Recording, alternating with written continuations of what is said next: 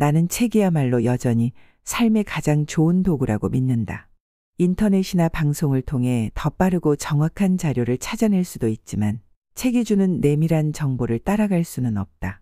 나는 지금도 여전히 한 달에 20여 권의 책을 산다. 관심사가 다양해서 독서량이 많은 편이다. 물리학 이론에 빠지면 관련된 책을 한꺼번에 주문하고 채권이 궁금하면 채권 책을 모조리 산다. 특정 작가에게 빠지면 절판된 책까지 중고를 찾아서라도 구해놓는다.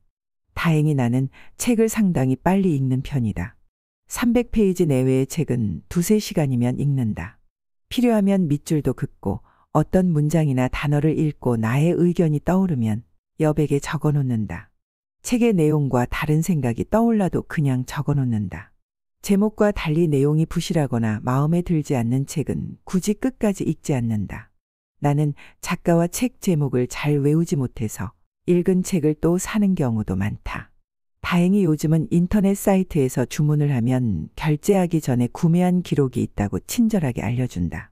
나의 서재에는 수천 권의 책이 있다. 그런데 이 책이 나를 부자로 만들어 주었을까? 아니다.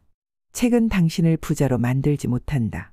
책을 해석하는 능력이 생기면서 스스로 질문을 가지게 될 때 비로소 당신은 부자의 길을 만난다. 흔히 책을 읽으면 저자에게 몰입되어 어디서 이런 대단한 생각이나 판단을 했을까 궁금해하며 지적 포로가 된다.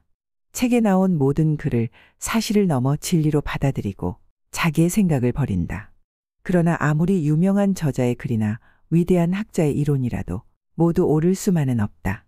성경도 오역과 빠진 부분이 있는데 저자에게 빠져 필사를 하고 저자보다 내용을 더 잘 기억하는 사람도 있다. 어느 부분이 옳다는 것만 보고 그 밖의 모든 부분이 옳지 않을 수 있다는 생각을 전혀 하지 않기에 생기는 일이다.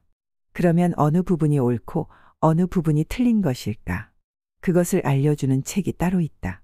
책을 읽고 감화를 받은 뒤 정신의 지적 무게가 얹어지면서 오히려 자신을 초라하게 느끼는 사람이 있다. 이런 경우라면 독서량이 많아질수록 어깨가 내려가고 무릎이 바닥에 닿는다. 거인들의 등을 타고 가는 것이 아니라 거인들의 엉덩이에 깔린 것이다. 이럴 때 어깨를 펴고 무릎을 세우면서 거인과 함께 걷는 방법을 알려주는 책. 그 책은 바로 산책이다. 산책을 통해 살아있는 책을 접하는 것이다. 의심하지 않고 질문하지 않는 책은 아무리 읽어도 죽은 책이다. 산책을 통해 책으로 얻은 주제와 관점을 생각하며 자기 스스로의 기준으로 작가의 권위에 무조건 굴복하지 않고 옳고 그름을 스스로 판단하는 시간을 가져야 한다. 이를 통해 내려간 어깨와 굽어진 무릎을 펴고 스스로 홀로 서는 연습을 해야 한다. 책을 읽을 때마다 무릎은 다시 굽혀질 것이다.